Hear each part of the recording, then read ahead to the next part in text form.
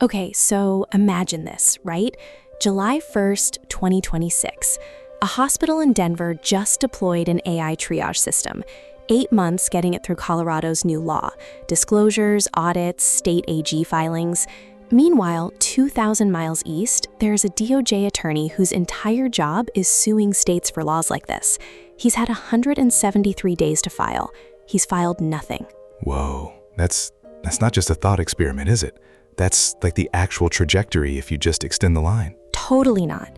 And get this, a federal executive order, December 2025, named Colorado specifically, said the patchwork would be preempted, set 5 deadlines for March 11th. 4 of them just lapsed. The 5th one, a litigation task force, met because it only needed 1 memo. Right, and Capital's already pricing this. I saw 62 cents on that Kalshi WHAIEO contract. Trade press implies 80. That 18-point gap, that's the story, isn't it? It really is. And by the end, you'll read that gap as a signal, not just a delay. You'll see those missed deadlines aren't a failure. They are the system, and how that same mechanism is producing your credit card balance, mechanically, Marcus. Mechanically. Okay, let's start with what's actually there then. So the baseline, right? Executive Order 14365 had 5 deadlines, all March 11th, 2026. Commerce evaluation of state AI laws? Not published. BEAD policy notice, that $42 billion in broadband funding? Not issued. FCC proceeding on a federal reporting standard? Not initiated.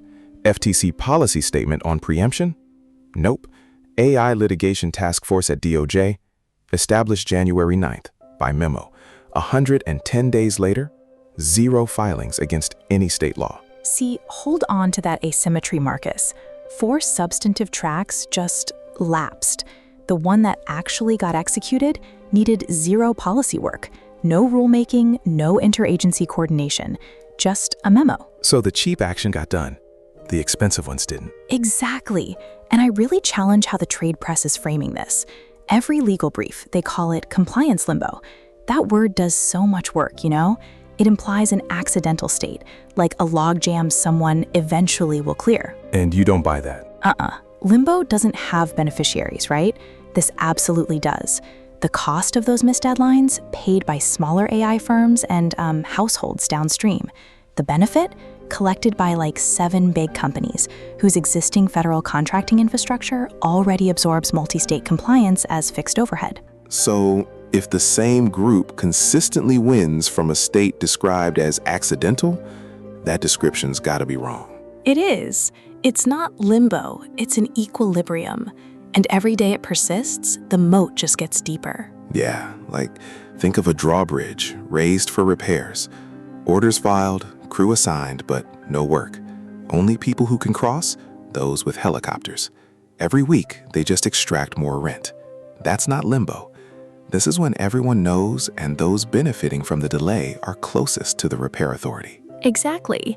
And there's a vocabulary issue. EO 14365 is in paper state, document, announcement, but not kinetic state, enforcement, binding effect. Paper state on 5 tracks, kinetic on 1, the memo. So the Kalshi gap, 62 cents versus 80 in the press, that's the paper kinetic gap priced. Absolutely. Capital's reading the executive order's behavior, not its language. The administration hasn't even acknowledged the missed deadlines. No correction, no new schedule. That's not silence, Marcus. That's a signal. The schedule was never the operative document. The operative document is the equilibrium. Okay, so the thing I really want to surface isn't just the moat. That's pretty well documented. What's underneath it is way more interesting. The same mechanism, this paper without kinetic action, it shows up in adjacent regulatory domains, and the AI commentary isn't even connecting it. Oh, really? Pull that thread. Okay, so the CFPB, they had a rule capping credit card late fees, rescinded in 2025. Then the Trump administration, January 2026, proposed a 10% rate cap on credit cards, still unenacted. Wow. So that's the same pattern, right? Announcement without enforcement. It's not just similar, Marcus, it's identical. and it's directed at the same households paying the downstream price of that AI moat. So the connection isn't just like AI and consumer finance. It's that one mechanism, the strategic paper state regulation, is operating across multiple regimes and its costs are landing on the same population. Exactly. One household, two extractions, one mechanism. And that mechanism has a name. In a kinetic regime, compliance costs fall on the regulated entity. In a paper state regime, the cost of uncertainty falls on whoever has the least leverage. Smaller AI firms absorb compliance they may never need. Households absorb unauthorized interest rates. The regulated entities pay nothing.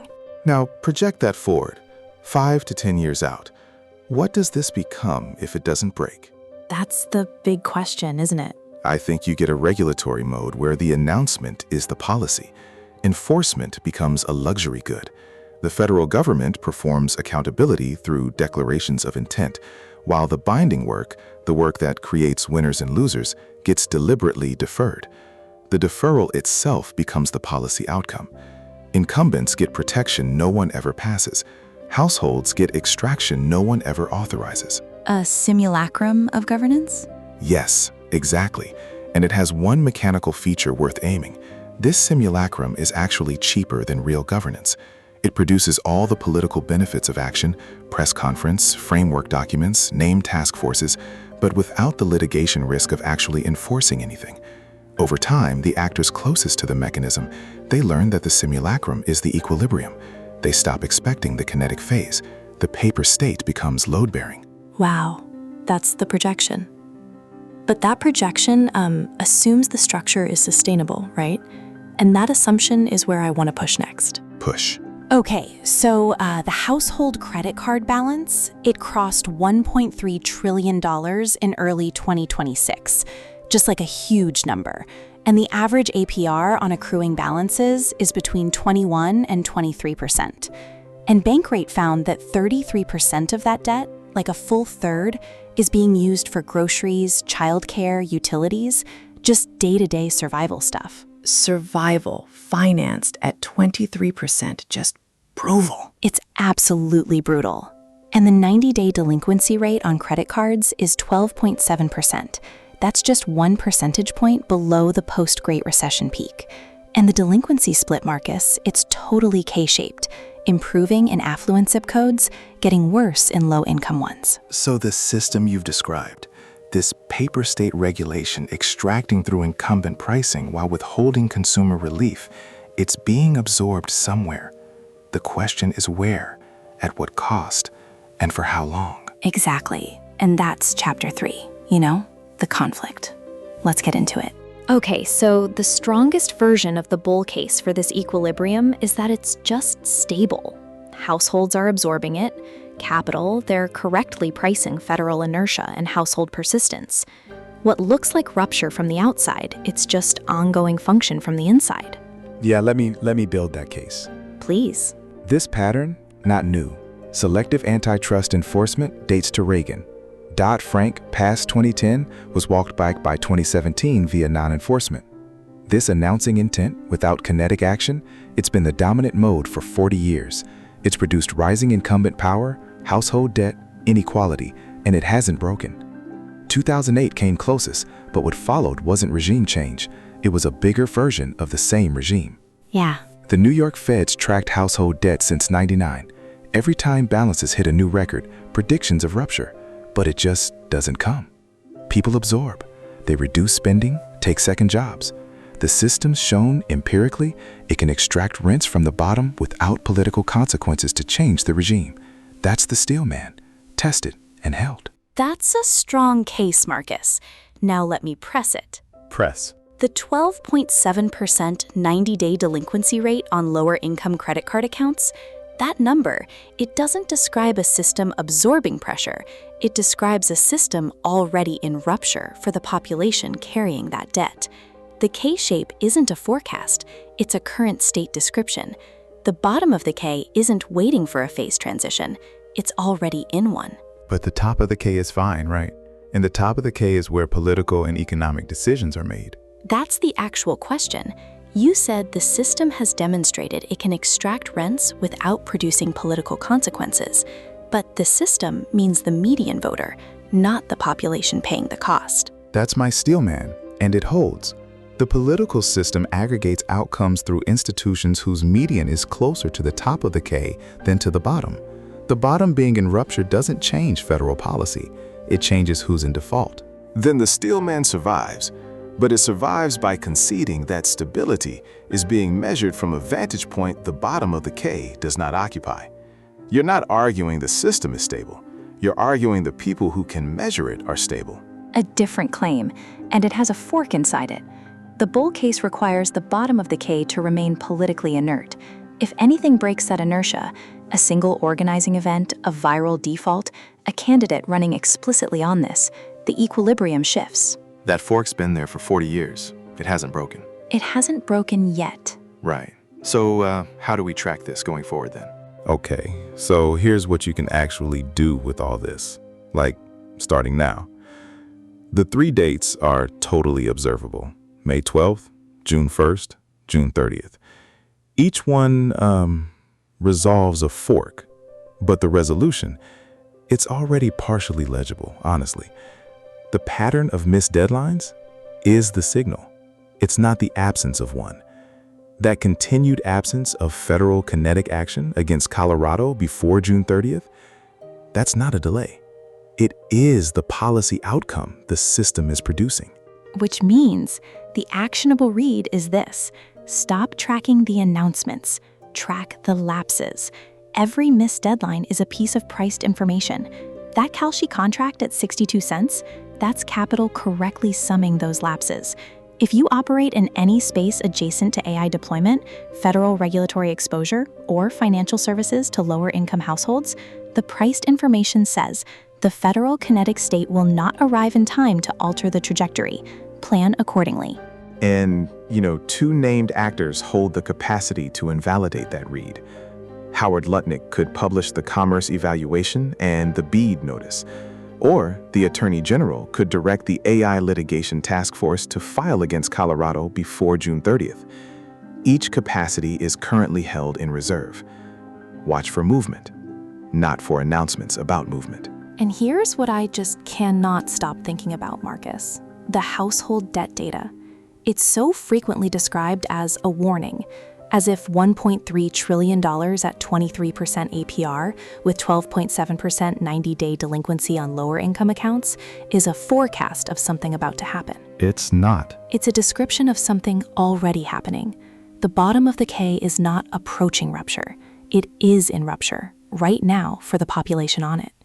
The reason the political system reads it as a warning is that its instruments of measurement are calibrated to the top of the K. When commentary describes household pressure as a thing that may someday cause instability, what's actually being measured is when the top of the K becomes aware of what the bottom of the K has already been living for years. The signal isn't predictive, it's descriptive, and the people on the receiving end have been describing it the whole time. The question for the next 60 days isn't whether the system will rupture.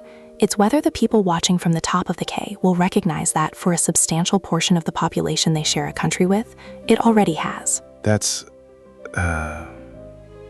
where this goes next. Wow. Well, that's a profoundly important distinction, Marilyn, and it truly reframes how we should be looking at these policy actions, or inactions. Before we wrap up today, I want to extend a huge thank you to everyone watching and listening. If you found this discussion valuable, please consider giving us a like, leaving a comment, subscribing to the channel, or even better, sharing this episode with your network. Your support helps us immensely as we continue to bring you these critical conversations. Absolutely, Marcus. And to reiterate the core message, the stability of the system is entirely dependent on your vantage point. What appears as a warning for some is already the lived reality of rupture for many others. Recognizing this, not as a future forecast, but as a current description, is paramount. So the takeaway isn't just to track policy announcements, but to scrutinize the lapses, the silences, and the ongoing observable impacts on the ground. That's where the real policy is being written. Precisely. The paper state continues, But the kinetic state for a significant portion of the population is a daily struggle against forces designed by inaction. Watch the ground, not just the official statements. A powerful call to action for our listeners. Marilyn, thank you so much for breaking this down